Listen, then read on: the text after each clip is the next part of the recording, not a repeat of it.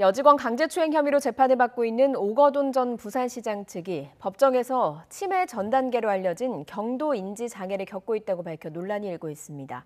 피해자 측은 팔굽혀펴기로 체력을 과시하더니 갑자기 치매에 걸렸다는 것이 말이 안 된다며 참담하다 이런 입장문을 내기도 했습니다. 관련 내용 자세히 짚어보겠습니다. 부산 성폭력 상담소 이다솔 상담팀장 연결돼 있습니다. 팀장님 나와 계시죠? 네, 안녕하세요. 예, 안녕하십니까. 어제 결심 공판에서 오거돈 전 시장 측이 밝힌 내용입니다. 치매 전 단계인 경도 인지장애를 겪고 있고 약도 먹고 있다 이런 주장을 폈다고 들었거든요. 구체적으로 어떤 내용이 나온 겁니까? 이제 사건 직후에 본인이 스스로 병원에 가서 이제 경도 인지 약간 판단력이 흐려진 것 같아서 병원에 갔었다. 그래서 경도 인지 장애를 진단받았다고 얘기를 했는데요. 예. 사실 이제 좀 어떻게 보면은 나이 많으신 분들이 기억력 감퇴되는 거랑 경도 인지 장애는 조금 구분을 해서 봐야 되는데 그게 두 음, 개가 증상이 비슷한 경우들이 많습니다. 예. 일단 사건 직후에 병원에 가서 진단을 받았다라고 했다고요? 맞습니다. 예, 이 발언 듣고 어떤 생각이 드셨습니까? 솔직히 말해 사건 직후에라고 뭉뚱그려서 말하긴 했지만 실제로는 피해자가 이제 시청에다가 문제 제기를 한 이후에 그래서 시장이 그 상황을 알게 된 이후에 약간 꼼수로서 그렇게 간 게 아닌가 하는 생각을 당연히 하게 되고요. 그냥 음. 기억이 안 나고 그 당시에 판단 능력이 좀 흐려져서 내가 했다는 핑계를 대려고 병원을 갔다고 생각합니다. 예, 판단력이 흐려져서 그런 행위를 벌였다라고 하는 걸 이야기하기 위해서 언론 언급을 그렇죠. 한 것 사건 같다라는 이후에. 생각이 들었다라는 이야기셨고요. 그리고 오거돈 시장 측이요. 성추행이 일회성이고 충동적이었다 이런 주장도 했다고 들었어요.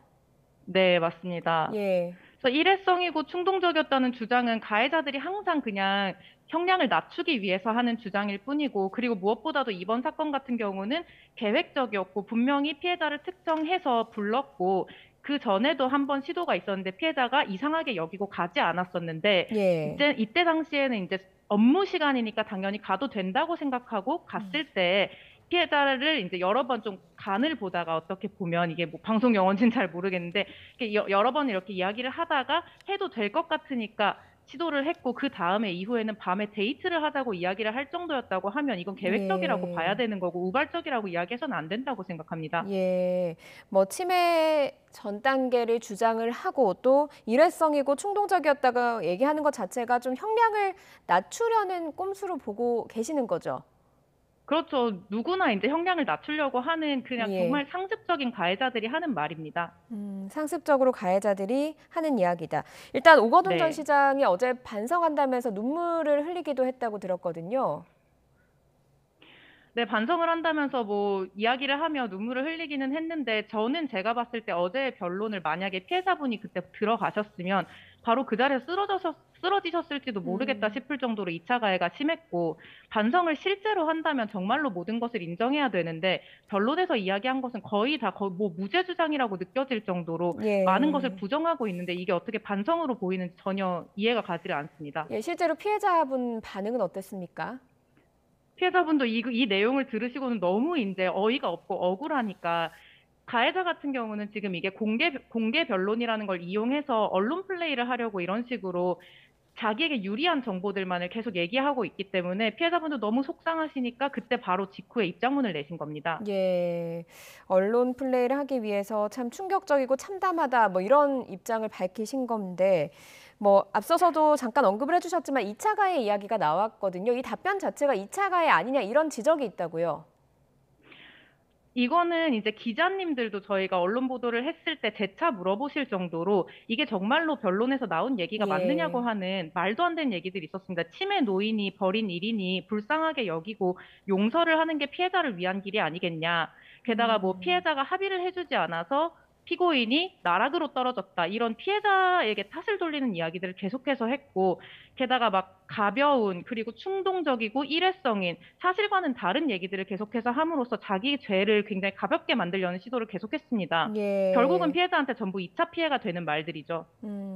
오거돈 전 시장 어제 피해자가 일상으로 회복하는데 어떤 것도 마다하지 않겠다 뭐 이런 이야기를 했는데 뭐 내용을 보면 그렇게 받아들이시기 어렵다는 입장이신 거네요.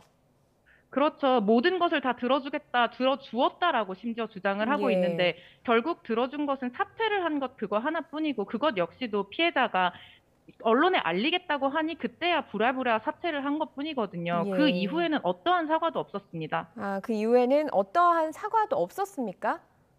어떠한 사과도 없고 재판이 시작되니까 이제 그제서야 1년 있다가 재판이 시작된 건 아시잖아요. 예. 1년이 지나고 그동안은 아무런 사과도 없다가 재판이 시작되니까 이제 사과를 한다고 이야기를 하는데 그게 피해자한테 어떻게 진심으로 음. 들리겠습니까, 실제로. 예. 뭐 합의를 피해자와 좀 시도했다 이런 이야기도 나오던데 사실입니까?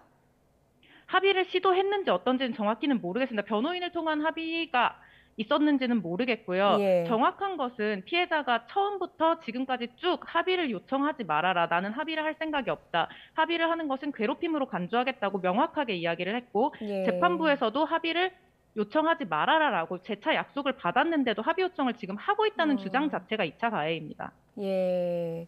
아, 합의도 재판부에서 합의 시도도 하지 말아라라고 얘기를 했는데 네. 이 합의를 계속 시도하는 것 자체가 2차 가해인 것 같다라는 입장이십니다. 일단 이야기를 쭉 들어보니까요. 피해자분의 좀 그 심경이 굉장히 복잡하실 것 같고요. 힘드실 것 같거든요. 지금 정신과 진료받고 약 드시면서 아주 힘든 시간을 보내고 있다고 들었는데 어떻습니까? 지금 상담을 많이 하신 걸로 알고 있습니다. 이야기를 좀 나눠보셨습니까? 근데 피해자분한테는 사실 그날 변론 이후에 결심 공판 이후에는 전화를 하기가 무서울 정도로 2차 피해들이 예. 너무 많아서 쓰러지시는 건 아닌가 걱정을 할 정도였고요. 음. 실제로도 피해자분이 너무너무 속상해하시고 병원은 그딸 사건 당일날부터 지금까지 빠지지 않고 계속 가고 있습니다. 근데 점점 예. 심해지고 있고요. 예. 가해자가 상당히 반성도 하지 않으니까요. 예, 네. 상당히 뭐 이런 재판 과정 자체가 피해자에게 너무너무 힘든 그런 과정이 되고 있는 것 같습니다. 하루빨리 지금 일상을 회복하셔야 될 텐데 좀 구형량이 너무 약하지 않느냐. 지금 징역 7년을 검찰이 구형을 했거든요. 이 부분에 대해서는 어떻게 좀 받아들이고 계시는지요? 처음에 검찰에서 구형을 하면서 여러 가지 이제 피해자 위주의 이야기를 많이, 피해자 중심적인 이야기를 많이 예. 했었고, 게다가 이제 7형이면, 물론 우리가 뭐 원하는 그 대단히 많은 형량은 아니지만 그래도 중형에 속하고요. 그렇게 생각을 했는데 그 이후에 변론을 들으면서는 만약에 이 변론을 검찰이 먼저 음. 들었다면 7년보다 더 높게 구형했겠다 이런 생각이 들었습니다. 전혀 반성하지 예. 않는 모습을 봤기 때문에 그게 예. 낮게 느껴지는 거죠, 지금. 예, 알겠습니다. 피해자분 상담하시면 좀 많이 도와주셨으면 좋겠습니다. 마음이 심적으로 굉장히 힘드신 것 같아서요.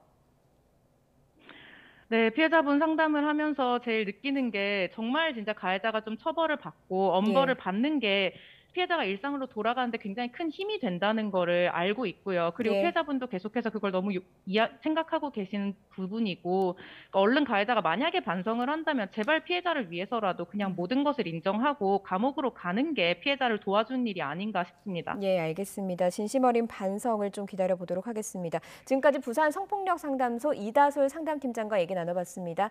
여기까지 듣겠습니다. 네, 예, 고맙습니다. 고맙습니다.